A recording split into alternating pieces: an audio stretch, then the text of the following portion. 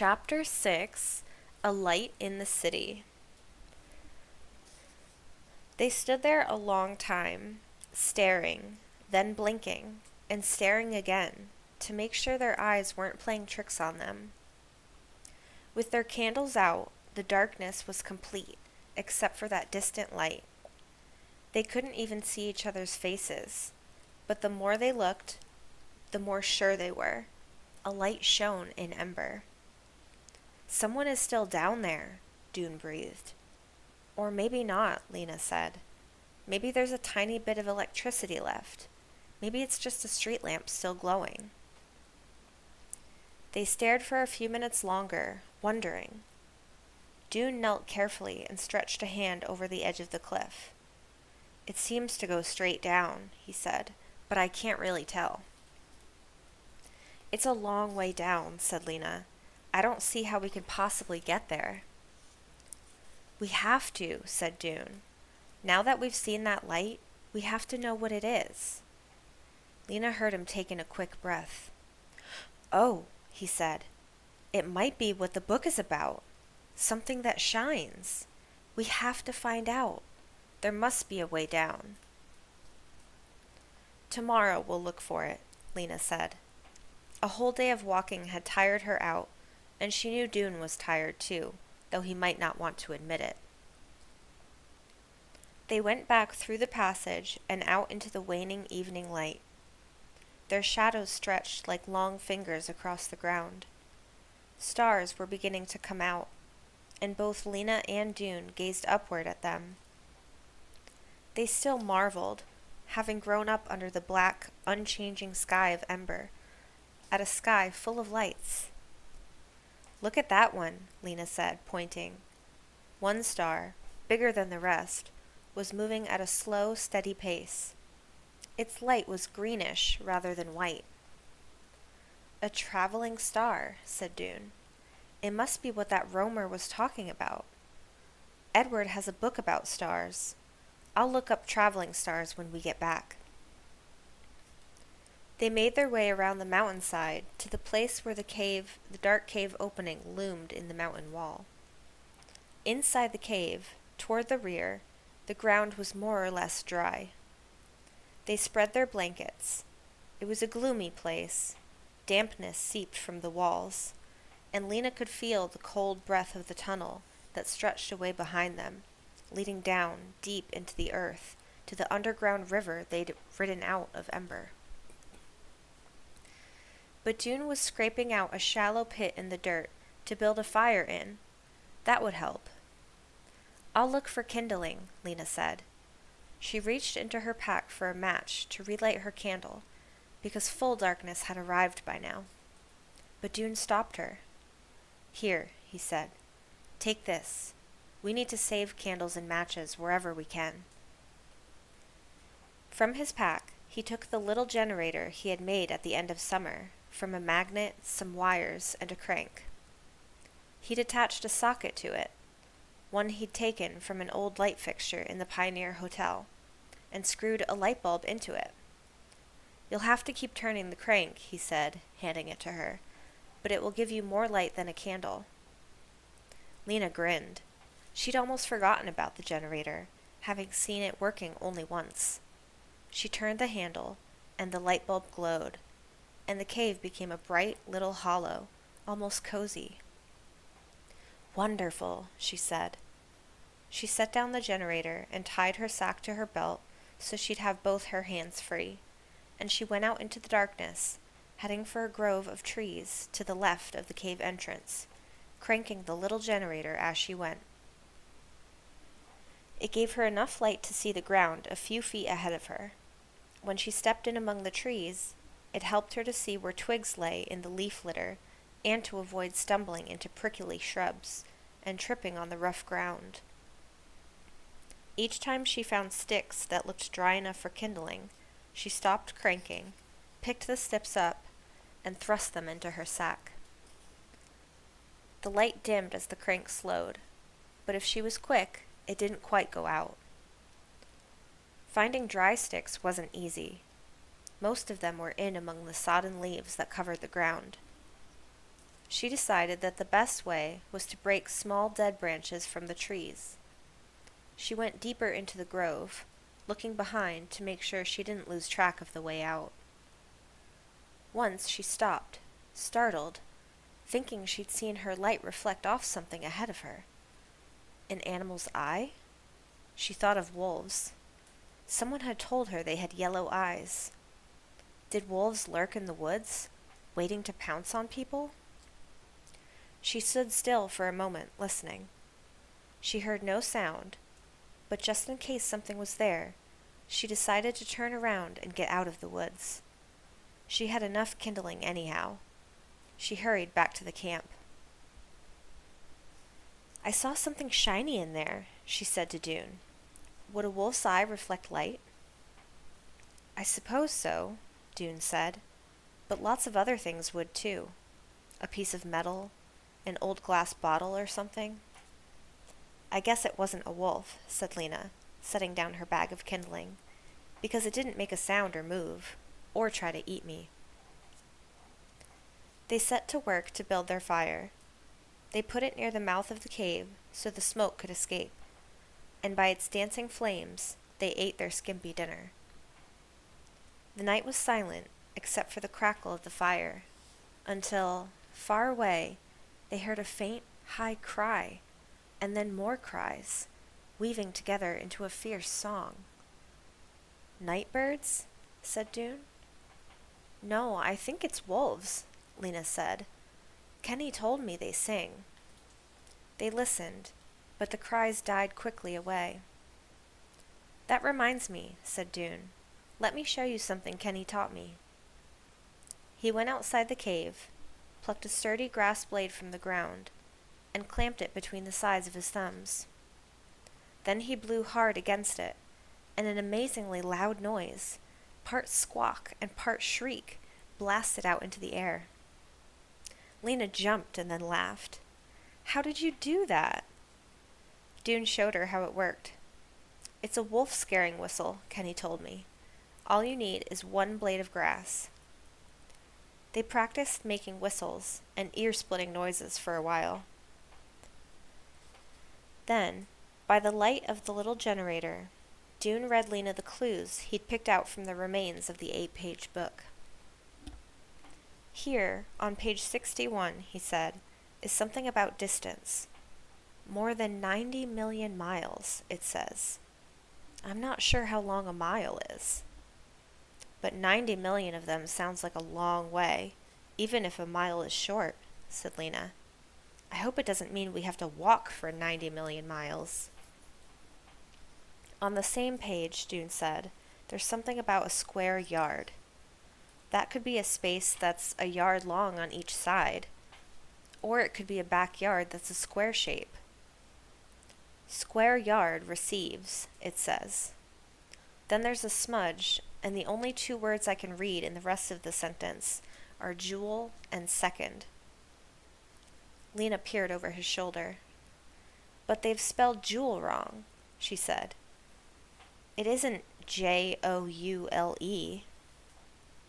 "It's an ancient document," Doon said. "They probably spelled things differently in those days." Doon squinted at the smudge page in the unsteady light. "And then, on page 65, he went on, there's part of a sentence that says, 'Those which are positive and those which are negative,' and then, 'lose, gain, or share them, which creates.' So that could mean something about having a positive or negative view of things, or about sharing." He trailed off. "Maybe," said Lina. "Not too helpful, though." "But then listen to this," Doon said, turning to the next page, which was half torn away. "Here it is. Here it says, 'A number of cells of many sizes and shapes, connected.'" He looked up at Lina triumphantly. "What does that remind you of?" "A cell is a room, isn't it?" she said. "Like a cell in the Ember prison? So rooms connected to each other, it sounds like the storerooms." "Yes," Doon said. "I think it could be." "All right," said Lina. Well, at least we have a little bit to go on. She felt only slightly encouraged, though. Had they come up here to find a jewel in someone's yard? Or to spend endless hours searching for a jewel in the storerooms? She had never cared much for jewels. In Ember, a jewel had been anything a person used for decoration for the body. Some people had worn bits of polished glass on strings around their necks, or bracelets of shiny metal. In Sparks, she had seen jewels sometimes on the harnesses of oxen, and now and then a roamer would bring something called jewelry from the ancient world, just some pretty stones wired together. No one got very excited about it, but she supposed they might be useful for trading. It was time to sleep. The night was long and cold, and the ground was hard, but no animals or people disturbed them, and the first light of morning, they were up and readying themselves to investigate the way into Ember. Once again, they stood on the ledge, looking down. The light they'd seen the night before was still there, dim, but distinct. "It's a strange sort of light," said Doon. "I think it must have something to do with the book. Someone else has found it, whatever it is." "Maybe," said Lina. "But then why would they stay in Ember with it? Why not bring it out?" "Because they're trapped," Doon said. In his voice was a rising excitement. "Somehow they didn't hear about the way out." He had brought his generator into the cave with him. He handed it to Lina. "Would you crank this?" he asked. "I want to try and see how steep the cliff is." Lina had brought a candle with her in case one was needed. She put it in her back pocket, where it wobbled, being too tall to fit all the way in. Carefully, Doon lowered himself to his knees, and then lay down completely, so that his head was just over the edge of the cliff. Lina stretched out both hands as far as she dared, one holding the generator and the other cranking, and Doon peered down. He'd been hoping the slope was more gentle than it seemed, making it possible to walk or perhaps slide down. Or maybe steps had been cut into it long ago by the builders of Ember. Or perhaps they'd left a ladder of some kind. But as far as he could tell, the cliff was bare, vertical rock. The only way to descend from here into the city would have to be by a very long rope and climb down, or many ropes tied together.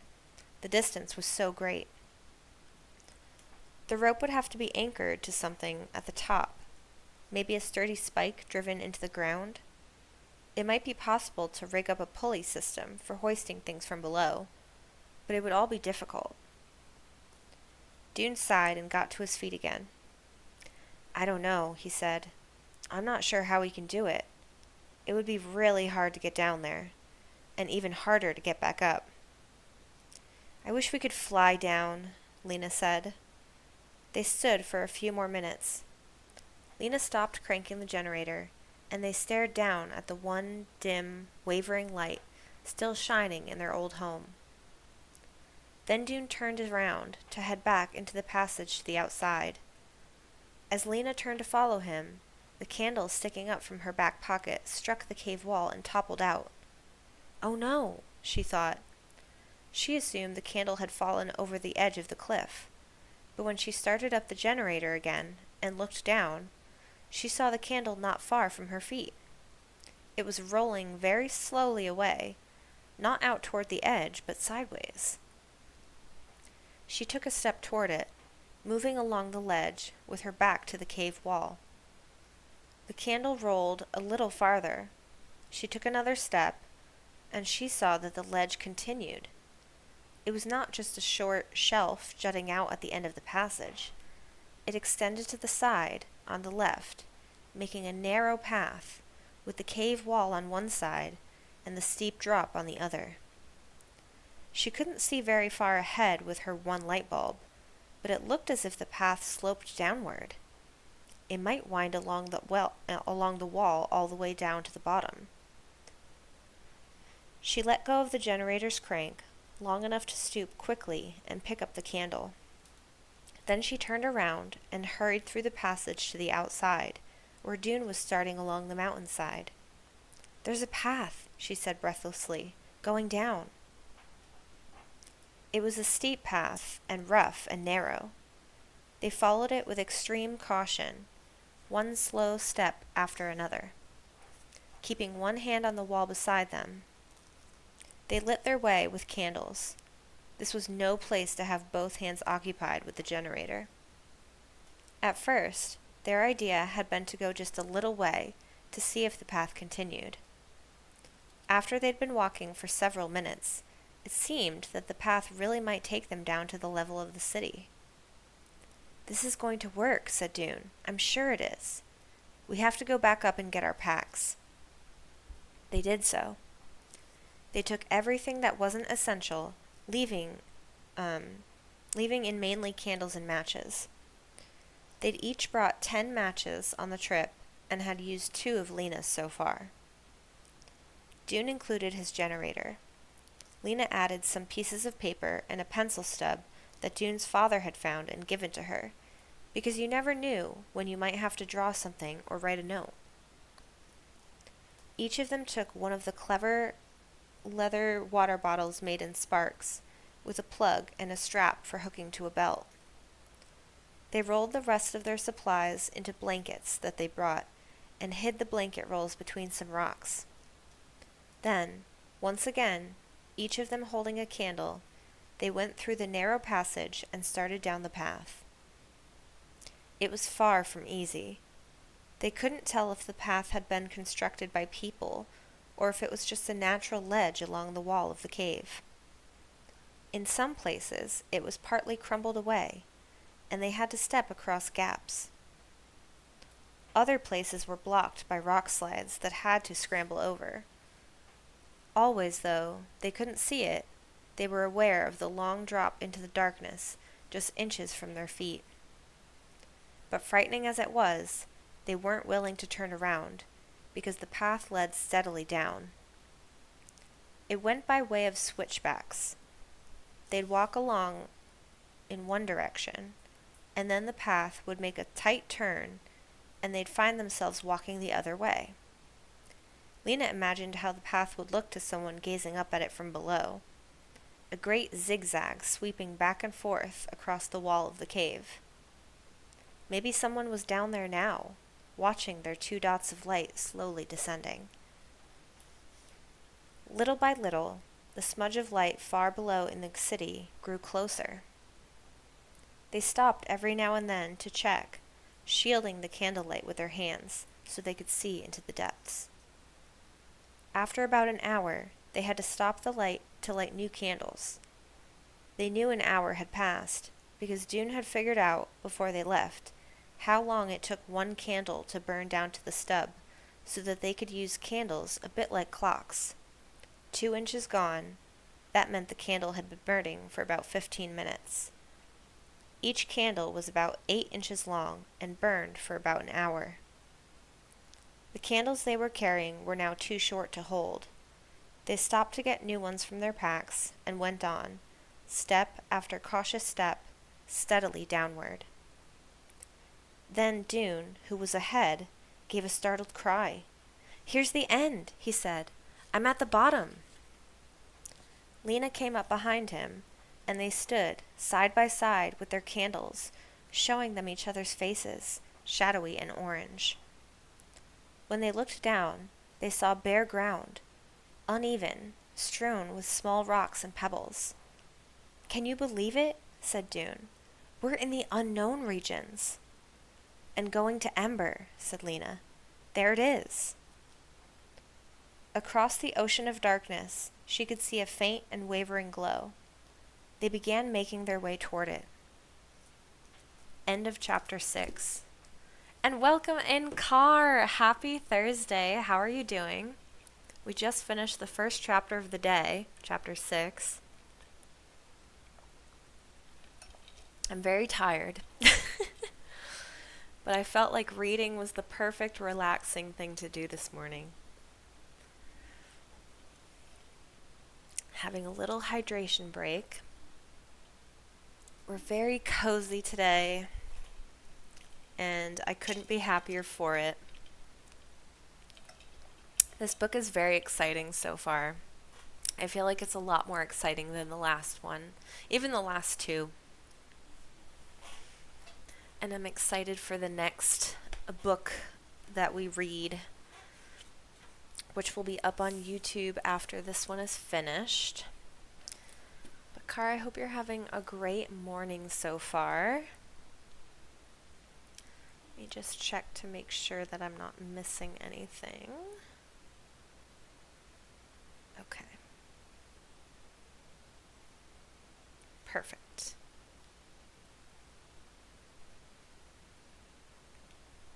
I was couponing before stream. So I'll have to finish doing that after, so we can do some grocery shopping, which is always fun. Not. I hate grocery shopping, actually. It's not my favorite.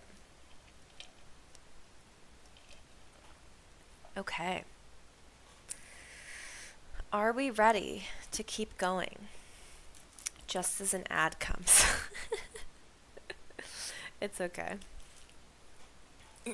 All right. Chapter 7, Calamity. They walked slowly, keeping close together, looking carefully before each step, in case the sudden deep pits or nightmarish beasts that people had always whispered about were really there. Doon was using the generator now, cranking it briskly. Lina, walking right beside him, held a candle. Their circle of light was bigger than the candles alone, but all they saw was sandy-colored ground scattered with rocks and pebbles, with an occasional crack or ridge that they had to step over. "There's litter out here," Lina said after a while. She pointed with her foot at an empty can. A few steps farther on, there was another empty can, and not far beyond that, a broken jar. "How did this stuff get here?" "Rats, I guess," said Doon. "They must have dragged it out from the trash heaps." Since they were now on the same level as the city, instead of looking down into it from above, they didn't see the light as a spot anymore, but as a dim background glow that made a few edges and corners of buildings visible. And they could see this glow only when they paused now and then, and Doon stopped cranking his generator, because the brightness of the generator's light bulb blinded them to the fainter light beyond. It was lucky, Lina thought, that there was light in the city at all. If the darkness had been complete, they wouldn't even have known where the city was. They could have wandered around in the unknown regions for a long time before heading in the right direction, and they wouldn't have known it was the right direction until they'd practically bumped into a building.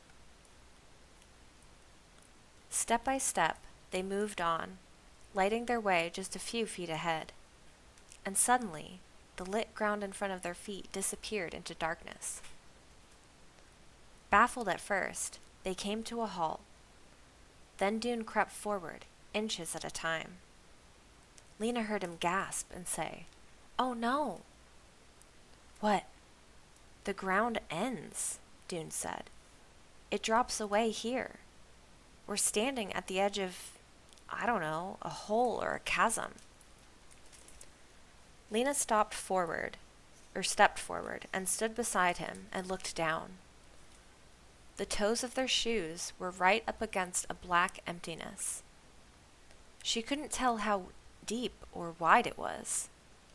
Their light penetrated only a few feet down and forward, and beyond that it was all dark.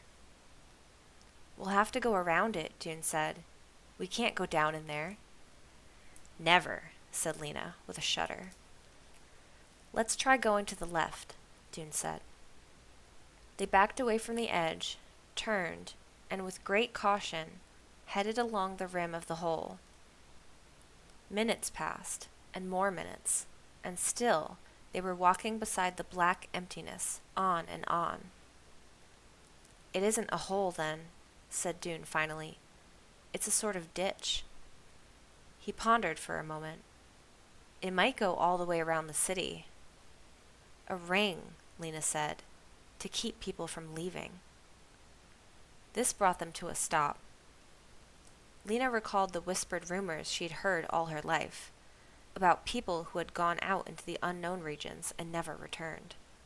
They could be down there. What was left of them? We have to go back, she said. We can't get across it. I wish we could tell how wide it was, said Doon. If it's deep, but not very wide, then maybe we could. How? Said Lina. Jump? She meant this as a joke, but Doon didn't laugh. He said, Didn't you bring some scraps of paper with you? Yes. Can I have a couple of them? Doon asked. I have an idea. Lina pulled 2 of her scraps of paper from her pack and handed them to him. Doon bent over and looked around until he found a small stone on the ground. He wrapped the stone in the paper and held the paper to Lina's candle until it caught fire, and then, quickly, he threw the flaming packet out over the chasm. It flew up and then dropped, farther and farther, until it struck with a small tap far below their feet and went out. One more try, said Doon. I'll throw harder. He lit the little packet and heaved it with all his strength. This time, it flew out in a long arc and landed at the same level as the ground they were standing on. It looked to Lina to maybe be around 10 feet away. So it's a deep crevice, said Doon, but not all that wide. Too wide to get across, said Lina. We have to turn around. So they retraced their steps. The chasm now yawned on their other side. Lina forced fearsome pictures from her mind. Rats crawling up over the edge. Other creatures even worse than rats. Let's hurry, she said. They came to the place where they'd begun, recognized it by the bits of litter that lay on the ground there. This is where we go back to the path, said Doon. But I hate to give up, now that we've come all this way. We have to, Lina said. Otherwise, we'll just walk around and around and never get to the city. We don't know that for sure. Let's go a little farther, just in case. And after only a few steps, they saw the way. 2 thick planks stretched across the chasm. Someone made a bridge, Doon said. It was not a bridge that inspired confidence. Narrow, slightly sagging, with no rails to hold on to, it reached out into the darkness, and below waited the invisible depths. But beyond was the city. Shall we try? Asked Doon. Lina just nodded, not trusting herself to speak. Doon put his generator back in his pack and lit a candle from the flame of Lina's. Then he started across. With each step he paused, looking ahead and not down. The planks creaked beneath his feet. Lina held her breath, as if even breathing too hard might knock Doon off balance. His light drew farther away, but quite soon he turned to face her from the other side. You can do it, he cried. It's not hard. She stepped out. She looked only at her feet, one step and then the next. The boards of the bridge shuddered a little beneath her. It was good, she thought, that she couldn't see how deep the space below her was. She was almost there. Doon stood just ahead. She would have been fine if she had not let her eyes stray at the last moment and caught a glimpse of white. In spite of herself, she turned to see. A tumble of pale sticks on the slope of the pit just below her. Bones. She staggered and fell to her knees. Her candle dropped into the pit and went out. She clung there, gripping the boards with her hands. Don't move, cried Doon. I'm coming. She waited, all her muscles clenched, and in a moment, Doon was in front of her. She gripped his hand, stood up, and followed him on shaky legs to the bridge's end. "All right," he said. She nodded, but her mind was spinning. She knew people died. She knew that the dead of Ember were carried out past the trash heaps, that the song of goodbye was sung for them, and that their bodies were left for the rats and worms to deal with. Everyone in Ember knew this. But to think about those who had fallen to their deaths alone in the darkness, in terror, that was different. "Let's go," she said. "I want to get away from here." So they hurried on, lighting the way with just Doon's candle, now that the haze of light from the city was so close. "Do you smell something?" Lina asked. Doon sniffed. "I do. It smells like smoke." "Could a building be on fire?" Lina wondered. "I don't know," said Doon. "I hope not." They walked on. The orange light stayed more or less steady, though the smell of smoke grew stronger. They realized they had reached the city when a wall suddenly appeared not 5 feet in front of them. The candlelight, instead of making a circle beneath their feet, seemed to fold upward at the farthest edge. A few steps closer, and they could put their hands out and feel the chilly stone of the building. Doon raised his candle higher to see if there were any clues about what building they had come to, but of course there weren't. None of the buildings in Ember had windows or doors on the side that faced the unknown regions. Keeping one hand on the wall, they made their way along until they came to a corner, and there Lina looked for a street sign. She found it easily, a pole with its small printed rectangle on top. "Deeple Street," she said, and in her mind the whole city and their position in it fell into place. "We're on the north side, in Farwater Square. Look, here's a light pole." Doon's candle lit up the base of the pole, but the top, where before a great lamp would have been shining, was lost in darkness. On the corner of Deeple and Blot Streets, an old white rocking chair stood for some reason. Maybe someone had put it out as trash, although to Lina it looked perfectly sturdy. "All right, good," said Doon. "So first, let's find where that light is coming from." Lina took out a candle and lit it from Doon's. She wanted to see everything as well as possible. They started down Blot Street, Doon ahead and Lina close behind. It was strange and thrilling to be in her old city. Even though their candles lit only a very small area around them, her memory easily filled in the rest. Here was one of Ember's many old clothes shops, the one run by Sarman Grohl. Here was the market where she'd bought so many turnips and beets and jars of baby food. Here was the house where she'd once taken a message to an old man who collected string. It was all familiar, but so strange, too, because of the silence and emptiness. No busy people bustling past the stone buildings anymore. The great street lamps fixed to the building's eaves no longer sent out yellow pools of light. Lina's candlelight glimmered on dark, cracked shop windows, fell into the gulf of open doors, and lit bottom steps of stairways, where sometimes there was a sock or a scarf dropped by someone in a hurry to leave. Lina peered at everything she passed, identifying, remembering. By the time they got to Clothing Square, she'd fallen quite a distance behind Doon. She saw that he, too, must be absorbed in remembering, because he didn't seem to notice she was no longer near him. She hurried to catch up. They mustn't get separated. But she couldn't help pausing once and again when she came to the messenger station.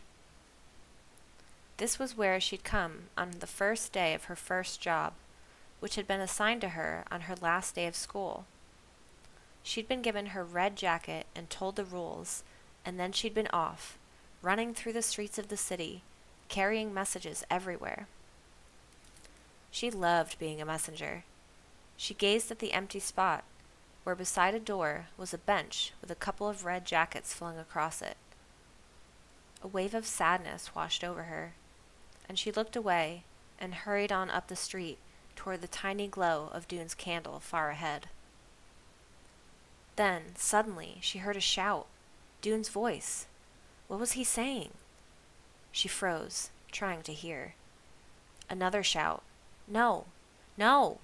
And with it, voices that were not Doon's.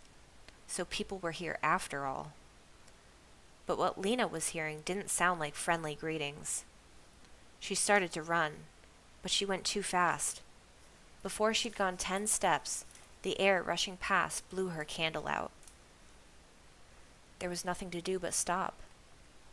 She stood where she was, on Greystone Street, almost, she thought, to Passwall, peering at the glimmerings in the distance that now looked like 2 candles, not just one, and listened. The gruff voices growled and snarled and overlapped each other, and she couldn't make out the words. But Doon's voice rose high and clear. "Let go of me," he cried. You cannot pet that dog. No. Can I pet that dog?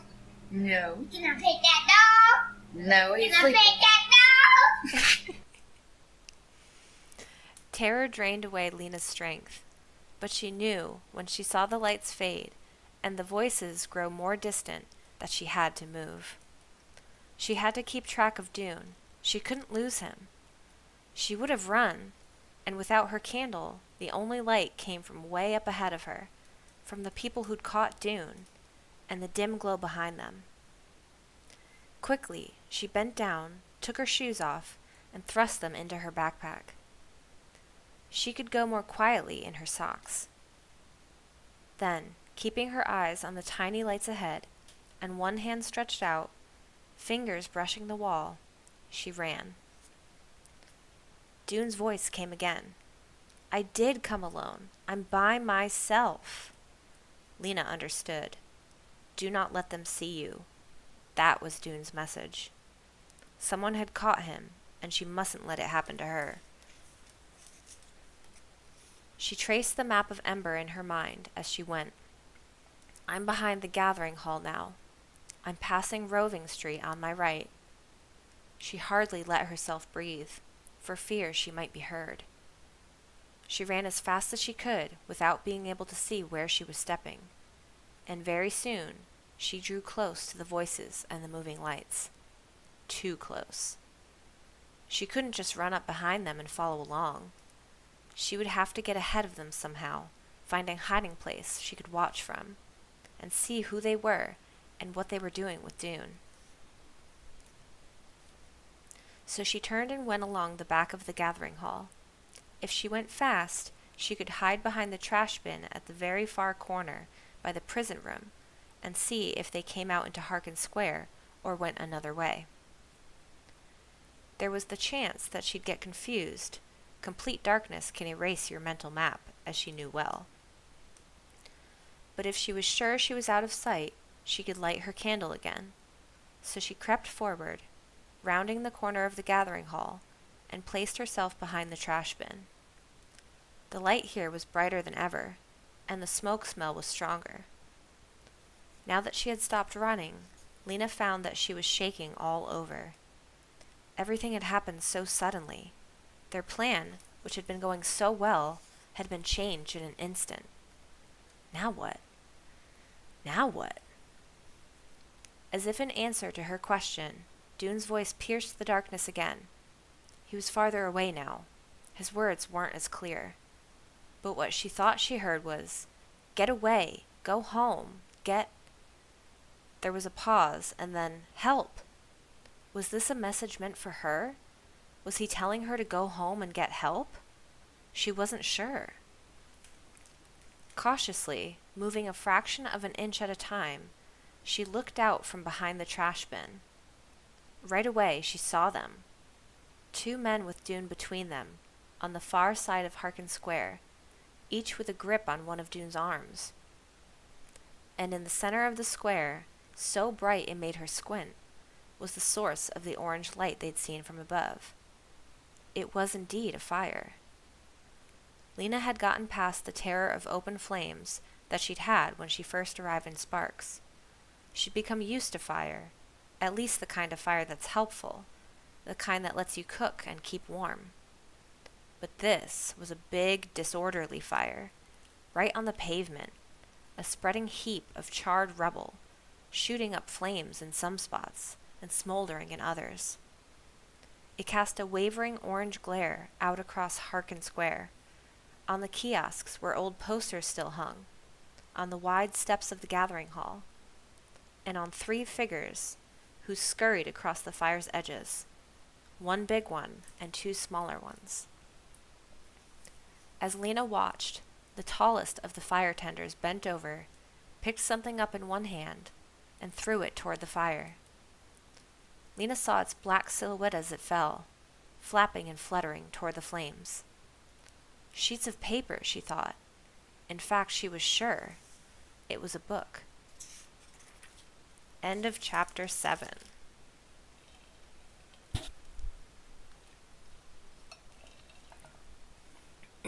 All right, let me scroll back up because I think a lot happened while I was reading that chapter. Okay. The book cover, I know, isn't the book cover so pretty? I forget what this book has to actually do with a diamond and what Darkhold means, but it is very pretty. Sarge, hello. Welcome in. Happy Thursday. How are you? I always see your post on Erin's Discord, so I finally made it. Well, welcome in. We love Erin. Erin is awesome.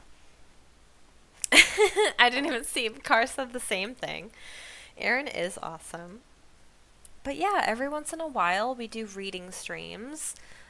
Just nice, cozy days. But yeah, normally I stream Thursdays and Saturdays, but my schedule may be changing a bit soon. I'll have to see. But I do always post my schedule in my Discord, so if you're not a part of it and you would like to be, I always post my schedule there every Sunday. And it's usually pretty consistent right now. But like I said, my schedule might be changing soon, so we'll see what happens. But happy to have you here. Can't wait for more reading streams. We've actually read, this is a book series of 4 books, and we're on the last book right now. And then the next book I'm actually only posting to my YouTube, where I post all my past streams, and have been posting the reading streams, but I wanted to try something different for the next book and just record me reading it as opposed to a live stream, so there wouldn't be any disruptions or anything like that with chat or notifications or alerts or anything like that. So just something different to try and see how people respond to it and how it, feels from these streams. Although I do love reading streams because they're so cozy and fun and relaxing. But okay, so you were debating on what to have for lunch. Did you decide? Did you decide on what to have for lunch? I feel like I just had breakfast, so I haven't even thought about lunch yet. Cornholio, welcome in. Thank you for the biddies. How are you doing? Happy Thursday. It was a surprise. It was a nice surprise. But welcome in. Taquitos. Ooh, that sounds good. That sounds good. We had pancakes for breakfast because we need to go grocery shopping today, so we didn't have a lot of options. But pancakes were delicious. I'm having a very lazy, tired day today. Getting in a little stretch. I've been doing so good. I've actually been working out every day this week, which I never do, and my body is feeling it. My body is feeling it. Maybe that's why I'm so tired. Maybe that's why I'm so tired. But yes, pancakes are so good. We made chocolate chip pancakes.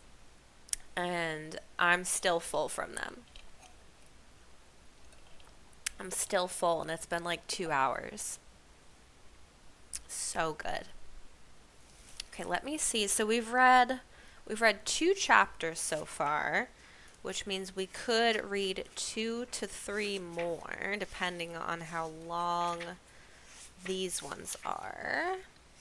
It might be looking like just 2 more, though, because these ones look kind of long. So, that I think would be good. So I think we'll read 2 more chapters today, especially since it's a very tired day. And we have been going for about an hour, so that's actually pretty good. Pretty good timing. Pretty good timing.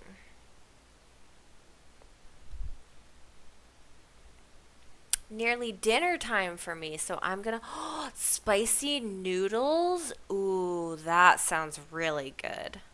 That sounds really good, actually. I always get spicy noodles. Not always, but I like to get them from when I get Chinese food. I'll get like a curry rice noodle. Oh, so good. So good. I love that emote. It's hilarious. It's so good. I wish I had more spots to use it. Oh my gosh, I'm so sorry. I keep yawning. Clearly I'm tired today. All right. Shall we continue? Shall we continue? Let's keep going because I think it'll keep me awake too. I think it'll keep me awake. All right. So, chapter 8, Prisoner. Later on, Doon would be grateful for 2 things about that awful moment when the men appeared. One was that Lina had lagged behind, so only he was captured. And the other was that the straps of his pack had been pressed painfully on his shoulders just before it happened, so he'd taken the pack off to readjust it. When he saw the 2 men, he was so startled that he let it fall. He had just passed the corner of Roving Street, and there they suddenly were ahead of him. First one, then the other, 2 dark shapes emerging from a doorway, each with a light, and each carrying some sort of bag or bundle. His immediate impulse was to greet them. He stepped forward and called out, and they whirled around at the sound of his voice. Doon saw that somehow they wore their lights on their heads. He saw that one was short and stocky, and the other slightly taller and thin. But aside from that, he couldn't see them well enough to tell if they were people he knew. "Hello," he said, moving toward them. "Who are you?" They stood silent. Doon stared, trying to get a good look at their faces. Why weren't they answering? Then one of them muttered something to the other, and they dropped their bags and sprang at him. Doon backed away, stumbling, trying to turn, but he didn't move quickly enough. His right arm was grabbed, then his left, and though he twisted and pulled, he found himself caught fast. He shouted, "No, no!" His candle fell to the pavement and went out. He still could see nothing of the people who'd grabbed him. They were just shaggy dark hulks with a bad smell and lights that seemed to be growing out of their foreheads. Their hands circled his upper arms like bands of steel. The person on his left spoke. "The question is," he said, "not who are we, but who are you? You're the trespasser." Doon tried again to pull away. "Let go of me," he cried. But the 2 men were strong, though they were hardly taller than he was. "Don't struggle," said the one on his right, "or we'll twist your arms off." "Yorick, you mutton-head, shut your mouth," said the one on the left. "We're not twisting off any arms. Just march him this way and be quiet." Doon knew at once that these were not people of Ember. Though he hadn't known every single citizen of his old city, he knew there was no one who sounded like these 2, or had lights like theirs either. Now that they were right next to him, he saw that each of them wore a kind of lantern, a cap with a tube attached to the front, and in the tube a candle, like a glowing horn. The candles cast weird, downward-pointing shadows on their faces, but Doon could tell that the shorter man was older and hairier than the taller one, and the taller one had either a small mustache or a shadow beneath his nose. Doon's mind went in crazy zigzags as they dragged him along. He opened his mouth to call for help from Lina, and then snapped it closed again. No, he couldn't let them know she was here. She could help him only if she wasn't a prisoner too. "This is our place, boy," said the man on his left, the older one. "We run it. No intruders allowed, and no sightseers. You're going to have to explain yourself." "Somebody must have come with him, Pa," said the one on his right, who had a high, whiny voice. "A kid wouldn't come down in such a place alone." He gave Doon's arm a vicious squeeze. Doon yelped. "Don't hurt him, Yorick, you brainless bucket," said the one called Pa. "We can use him. Don't want him crippled." He tugged Doon's other arm. "So who came with you, boy? We know you didn't come alone." "I did come alone. I'm by myself." Doon shouted it at the top of his voice, hoping Lina could hear him and wouldn't come flying to his rescue. "Stay hidden," he thought at her. "Help me, but don't let them see you." "No need to yell," said the older man. "We're not deaf." But Doon was desperate to let Lina know that she mustn't come after him. She wouldn't be strong enough to get him free. They'd only capture her too. She needed to go back to Sparks for help. He had to tell her that somehow. He could think of only one way to do it. They turned down Otterwell Street. Doon threw himself into a frenzy of yanking and pulling and wrenching, at the same time yelling up a storm. "Get away from me," he cried out, making the first two words much louder than the second two. "I want to go home. Get your hands off me. Help." What Lina would hear, he hoped, was, "Get away, go home, get help." It was the best he could do. He stopped struggling. The two men gripped him more tightly than ever. "No use throwing a fit," said the older one. "You'll get yourself all worn out and banged up." They turned into Harkin Square. Doon gaped. Here he was in one of the most familiar places to him in the world, but it was utterly, horribly changed. The light they'd seen from above clearly had nothing to do with the 8-page book. It was simply a fire, burning right in the middle of the square, sending out a haze of smoke. In one place, a sort of living room had been set up, with a table and some armchairs and a few carpets. There was a washtub full of water, and empty cans and jars cluttered the ground. Around this living area were heaps of bags and stacks of boxes, in some of which Doon could see familiar-looking jars. He recognized pickled beets, powdered potatoes, and dried purple beans.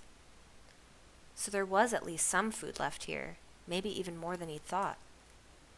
3 people moved around the fire's edges. In the light of the fire, Doon could finally get a better look at his captors. The older one, on his left, was built like a stack of bricks, wide in the shoulders, stout in the chest, a thick neck, and a head that looked too big for his body. He had an immense amount of rust-colored hair. It sprang wildly from beneath the candle cap on his head. It covered the entire lower half of his face in a tangled thicket of mustache and beard, and it poked out of his ears and his nostrils. His eyebrows were like the eaves of a thatched roof of an overhanging on his eyes. The younger one was taller and thinner, with little anxious-looking eyes that darted this way and that. He did have a small mustache, and on his chin was a brownish scruff of hairs, a feeble attempt at a beard. From both these people came a strong smell, a smell of clothes unwashed for a long time, a grubby, sweaty smell. "Look what we found," cried the younger one as the others came running up to them. "A trespasser." "I'm not a trespasser," Doon said. He tried again to wrench himself free, but the men's grip on him only tightened. The other people came up close to him and stared. They all wore the candle caps. One was a woman in dark clothes, with black hair pulled tight against her head. She peered at him with small, mournful eyes. "Oh, trouble," she said. "Woe and alas! Daughter, come close." A girl who looked about Doon's age came and stood beside her mother. She was wide-shouldered and rusty-haired like the older man. She squinted at Doon, grinning. In her hand was a long fork, with which she gave Doon a poke in the leg. "Now, boy," said the man on Doon's left, "you have blundered into the domain of the Trog family, which you see before you. Myself, Washton Trog, known as Trog to the world and Pa to the family, my wife Minnie, my son Yorick, and my daughter Kansa." Someone else lurked behind them, a boy, Doon thought, though he couldn't tell for sure. He didn't look like a member of the Trog family. His hair was frizzy and pale, like a handful of soap suds, and he was small and flimsy-looking, and had an oddly lopsided way of standing. "What about that one?" Doon asked, tipping his head toward the boy.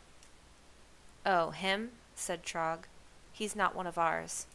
We brought him out with us out of pity." "Why?" "Bandits killed his parents," Trog said, "so we took him in. Extra hands always welcome, I say." He pointed a finger at the pale-haired boy. "You," he said, "bring us that wooden chair." The boy went over to a straight chair and dragged it up to them. Doon saw that he bent awkwardly sideways, down and up, when he walked. One of his feet was twisted at an odd angle. Trog turned to Doon. "Now," he said, "what is your name?" Doon didn't want to tell them, but Yorick pinched his arm when he didn't speak, so he said, "Doon." "Doom," said Trog. He grinned, revealing square yellow teeth. "What a name! Your parents must have known you were headed for trouble." "Not Doom," said Doon. "Doon, with an N." "Oh," said Trog. "All right, Doon. We're going to have to tie you up for now. Sit him here, Yorick." The son pushed Doon into the chair and held him there while Trog rooted around in the heaps of stuff and came up with a long rope. A black rage filled Doon as they wound it around him, and he kicked and thrashed and tried his best to butt them with his head, but their strength was too much for him, and in minutes he was bound up like a package, tied to the chair, hands and feet completely helpless. The wife and daughter dragged a couple of boxes up close and sat on them to stare at the curious captured creature. The son stood next to Doon, looking eager to reach out and twist an arm if necessary. The father pulled a pair of glasses from the pocket of the loose, grubby shirt he wore. He put the glasses on and squinted through them. They had heavy, dark rims and made his wide face look like a brick wall with 2 windows in it. His hands grasped his knees, his elbows sticking out. Behind him, the fire smoked and smoldered. "So," he said, "what I want to know is, who are you, how did you get here, and why did you come?" The whole family leaned forward to hear Doon's answer. Even the light-haired person lurking in the background came a few steps closer. But Doon was still so flabbergasted by the astonishing presence of these strange people in his city that his mind was a whirl of confusion. He couldn't think of an answer. He stared at the faces confronting him, and at the flames just behind them. It was like being in a bad dream, the kind where you're in some familiar place, your own bedroom or your schoolroom, that had been strangely changed so it didn't look like itself. Worse, it didn't feel like itself.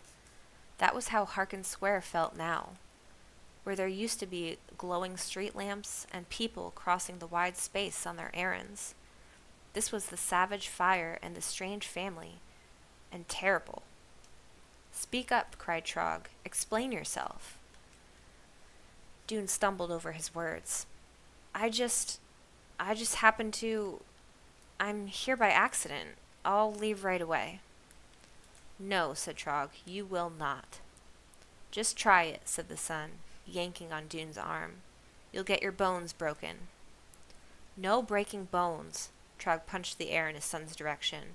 I'm doing the talking here. Be quiet, and get me a different pair of glasses. I can't see right through these. He yanked them off. Yorick hurried over to a box that seemed to be full of glasses. Doon heard them rattling as Yorick shuffled through them. Here, Yorick said, handing his father a wide-rimmed pair. Trog put them on. They made his eyes look huge. Really, said Doon, if you let go of me, I'll leave right this minute.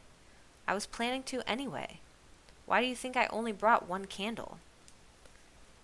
He thought with gratitude of his pack, lying in the dark back on Greystone Street, where he had set it down. I just wanted to take a look, he went on. Sorry to intrude. I didn't know you were here. I didn't know any of this was here. He made a rolling motion with his head, indicating the city. I found a crack in the mountain, and then there was a path, and so... He trailed off. So if you'll just untie me, I'll get out right away. Not possible, said Trog. You don't understand. Now that you're here, you have to stay.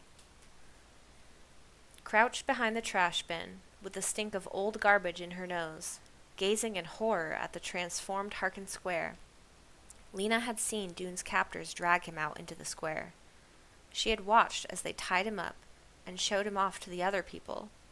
She could see, she could feel Doon's fury as the bearded man scolded him and jabbed him with questions. She too felt angry. Who were these people who thought they owned the city? But her fear was stronger than her anger. The words Doon had called out repeated themselves in her mind.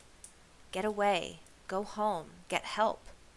Get away, go home, get help. She was so stunned by what had happened, she could hardly make sense of them. Go home? What could he have meant? Her thoughts went first to the home she'd seen here in Ember, over on Quilliam Square, with her grandmother and Poppy. But of course that was her home no more. Her home was in Sparks now, a long day's walk across the hills. Could Doon really mean she'd go back there? Back out through the unknown regions? Back across the planks that bridged the pit? Back up that long, long path? She hid behind the trash bin until her legs began to ache from holding so still. She heard everything, or almost everything. Sometimes the voices were too low or were drowned out by a burst of crackling from the fire. But she heard enough to know that these people had taken over her city and had captured Doon and did not intend to let him go. There must be some way to rescue him without going back to Sparks for help. Ideas sped through her mind. Could she make a noise and get the Trogs to run after her, giving Doon time to untie himself and escape? No, because surely they wouldn't all run after her. Someone would be left behind to guard the captive. Besides, how could Doon untie himself? His hands were bound. Could she dash out there, taking them all by surprise, and untie Doon and run off with him? No, because the untying would take too long, and they would just capture her too. Could she wait and watch and hope for a chance to free him some other time? But when would that be? It might take days and days. She might never get the chance. There was no other way. To get help for Doon, she would have to go back to Sparks. All that distance, and fast, and by herself. End of chapter 8. This is cozy. Heck yes.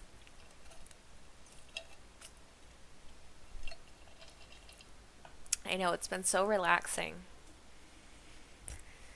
And we are also still very close to our follower goal and our merch goal. We are about 15 followers away from opening up a merch shop. So it's very exciting. I hope we can get there. It'd be super awesome if we could get there in the next month. It would be a great birthday present. So we'll see. I hope it can happen. So I have some awesome ideas for some merch, and I cannot wait. Cannot wait. So I really hope it can be a thing soon. It's very exciting. All right, so we are going to read one more chapter today. It's not a crazy long chapter. It's probably maybe similar to the one we just read. Mike, hello. Welcome in. Happy Thursday. You're here in time for the last chapter of the day. Not the last chapter of the book, but the last chapter of the day. And then we will be reading out. So we probably have another, 15 minutes, I would say. Which is awesome. A nice little way to wind down the early afternoon for me. But I'm sure it's not afternoon for everybody. But welcome in, welcome in. Hope you're having a good morning so far, or time zone. And let's keep reading. Okay, so let's find out what Lina does. Chapter 9, Perfectly Safe and Comfortable. Doon stared up at Trog's smug smile. Stay? He said. What do you mean, stay? I mean, live here with us, of course, said Trog. Otherwise, you'd go out there and tell the world, right? Underground city, room for hundreds. Pioneer family already living there, done the hard work. All we have to do is move in. I wouldn't say that, said Doon. Of course you would. Anyone would. Then we'd have the hordes down here, ruining everything. We can't have that. This is our domain, our stronghold, our place of safety. So you'll have to stay. Don't worry, we can use you. There's plenty of work. Count yourself lucky to have found us. He scratched at his neck, digging with his grimy fingernails through the thick tangle of beard. What were you doing, anyhow, wandering around in the mountains? Lost? Got left behind by your parents? Doon ignored this question. Why do you think hordes of people would come here? He said.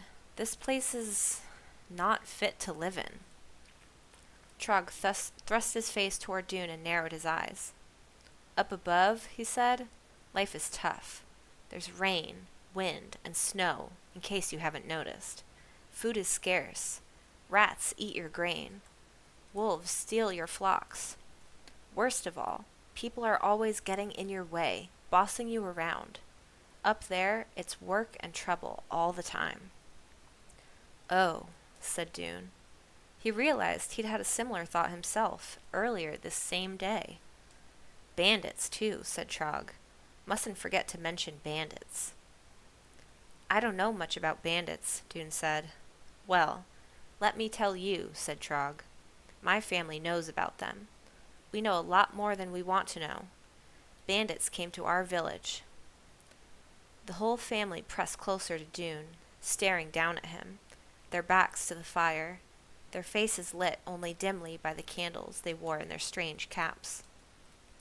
They were a circle of fire-horned monsters, looming over him, closing in. He stifled the urge to scream at them and struggle. It wouldn't help. He would have to use his wits to get out of this. Pay attention, he reminded himself. It was what his father had told him when he first started working in the pipeworks, the vast system of tunnels beneath Ember streets, down by the river that supplied the city's water. It had helped him then. Maybe it would help him now. So he listened hard to what Trog was saying. They came out of the forest, Trog said, roaring at the top of their lungs. They had torches, said Kanza, stretching one hand up over her head. 3-foot-high flames. Oh, the terror, wailed the mother, as if she were seeing it all happening again. She clasped her head in her hands and pulled down, making her eyes droop at the sides, and turning her mouth into an upside-down U. Woe and alas! I thought our house would burn. I thought my children would die. And our house did burn, cried Trog. They rampaged through the village. They set fire to our roofs. They stole the stores from our barns. They drove off our animals.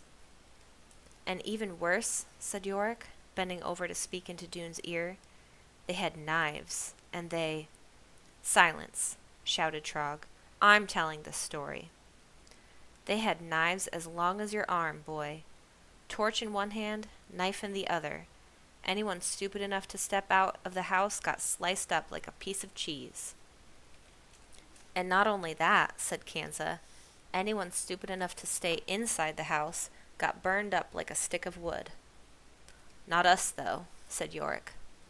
Not us, said Trog, because I know trouble when I see it coming, and I hustled my family out the back just in time.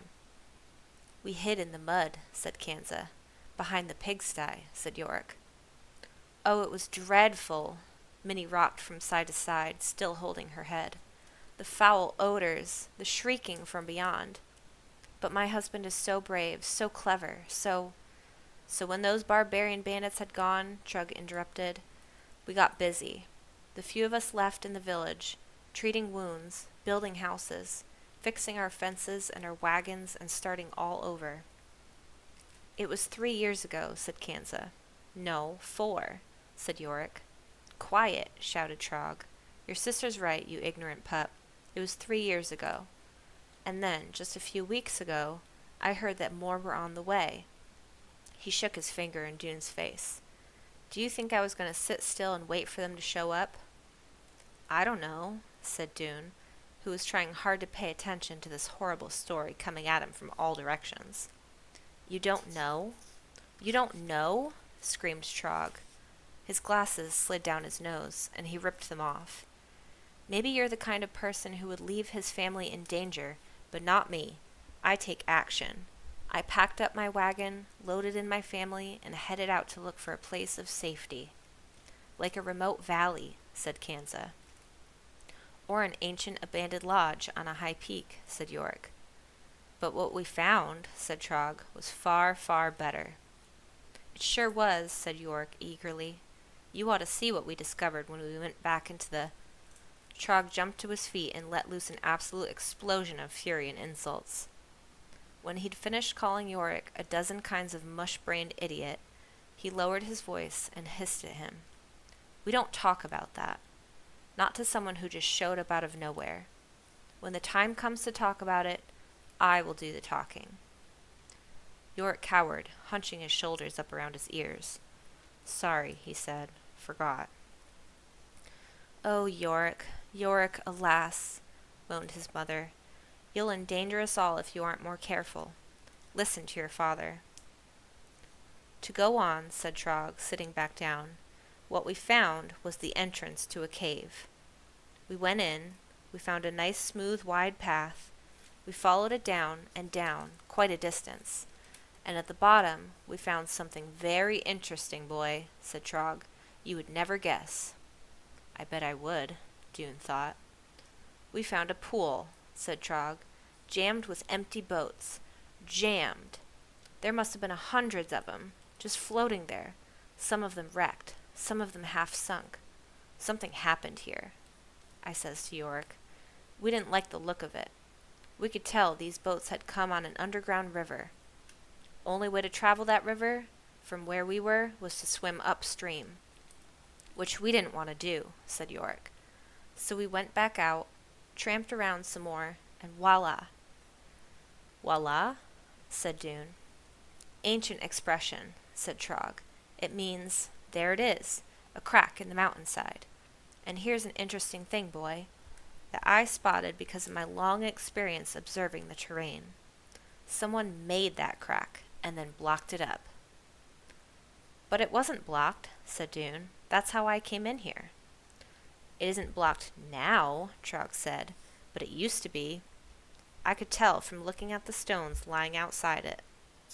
They're covered with earth and grass now, but still, my expert eyes spotted them. Too square to be natural. What happened was, the earth shifted and— he put his palms together, made a growly creaking sound, and pulled them apart. Stones fell out, crack opened up, he said. Doon was confused. What do you mean the earth shifted? Trog goggled at him as if he were an ignoramus. Earthquake, boy. Never heard of them? Where have you been all your life? Didn't you notice that dent in the ground leading up to the crack? It's a sure sign.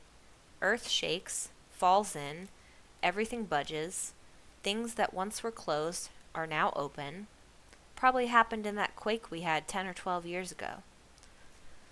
Oh, said Doon. He hadn't noticed any quake, but then he would have been a baby or not even born. So, said Trog, I squeezed into that crack, found a skinny passage that led to a cliff at the edge of a huge hole. And at the bottom of that hole, I saw... Utter darkness, thought Doon. Utter darkness, said Trog, for a long time. And then... He paused again, peering at Doon from under his bristling eyebrows. And then... Something breathing. What? Something breathing, I said. Aren't you listening? It was like something breathing. Way down in there, a mist of light came up. Trog put his hands low to the ground and raised them slowly. In the light, shapes, dark shapes, like buildings. And then, in a couple of minutes, it went down. He floated his hands down, faded in, faded out, like something breathing, like something almost dead, breathing. Ah, said Doon. The generator, he thought, its last gasps, still sending out weak pulses of power now and then.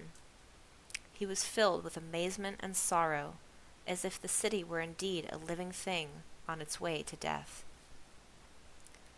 Now, said Trog, I should tell you that I am a rock climber, fearless and skillful as a spider. I saw this place. I knew it was meant for my family. I discovered the narrow path along the wall. I went down. A solo expedition. Encountered some trouble, though. That ditch out there, very deep. Doon shuddered, remembering. Luckily, Trog went on, I am a person of great ingenuity. I simply tied a hammer to the rope I carried with me and hurled it across, which let me measure, more or less, the width of the thing. Not out of the question, I thought, so I jumped it. What? Said Doon, not sure if he'd heard right. Gave myself a good running start, said Trog, and then...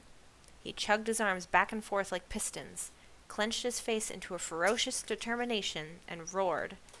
Rah! Ran like crazy, leaped, almost made it. Almost? Hit the opposite bank, had to do some scrambling up through the bones and slime, but I got over. Trog beamed, clearly proud of himself. Doon spent a moment imagining the kind of nerve it would take to jump over that ditch in the dark, not to mention the leg muscles. He felt a kind of horrified admiration. Trog went on. I found this place. I claimed it. I named it. Darkhold, because it's the dark place where we hold off the hard and treacherous world outside. He swept out an arm in a lofty gesture, indicating his private kingdom. Then I simply wrenched some boards off a wall, put together a decent bridge, and flopped it over the pit. Climbed back up to my family, told them my discovery. All of us came down, and we've been settling in ever since. How long have you been here? Doon asked. 4 weeks, more or less, Trog said. Hard to tell what divides day from night if there's no sun, but we came prepared. We've got that. He pointed, but Doon couldn't tell what he was pointing at. The hourglass, boy, said Trog. Right there, on that heap of sacks. Doon had never heard the word hourglass, but he saw that it must be the thing shaped more or less like a figure 8. 2 glass funnel shapes attached on top of one another, the top one right side up, the bottom one upside down. All of it held in a wooden frame. Something in the top funnel was sifting slowly down into the bottom one. Never seen one, huh, Droon? It works thusly. The sand trickles down from the top to the bottom in exactly 8 hours. Then we turn the thing upside down, and it starts again. 16 hours equals day, 8 hours equals night. All we have to do is remember to turn it. Said Doon. Actually, he thought this was a very clever device, but he didn't want to admire it out loud. Whoever used to live here left in a hurry, Trog went on. Abandoned all their stuff. This place is a treasure trove. We can live here perfectly safe and comfortable for a good long time, as long as no one tells the world about us. He stood up and smacked his hands together. Yorick sprang up too, and Doon saw the light-haired person struggle to his feet. Now, said Trog, we can get back to work as soon as we take care of one thing. He raised his bristling eyebrows at Doon. And that was when, all of a sudden, the city breathed. The street lamps over Harkin Square buzzed and sizzled and blinked. Everyone stopped moving and looked up at them. Dimly, the lamps began to shine. Faint lights showed in the upstairs windows of a few apartments. The light grew brighter and brighter until, for a moment, Doon saw Ember as he remembered it. Its great lamps making pools of light on the streets, casting shadows, lighting the steps and columns of the gathering hall. And then the lights began to fade. But before they did, Doon's eye was caught by a quick movement down at the base of the gathering hall steps. A hand fluttering. A face appeared beside it, and he realized it was Lina, leaning out from behind the big trash bin by the wall. Their eyes connected, and Doon, seeing that the Trogs were all gazing upward at the lights, shaped silent words with his mouth, hoping Lina would understand. Go home, he mouthed. He aimed a look upward to make it clear what he meant. Get away. Go home. Get help. He thought he saw Lina nod, but then the lamps went out, and darkness fell again. So there you are, said Trog. That's what I was telling you about. Don't suppose you've seen anything like that before, have you? Not exactly, said Doon. Think you could get used to living here? No, said Doon. Too bad, said Trog. This is your new home. End of chapter 9.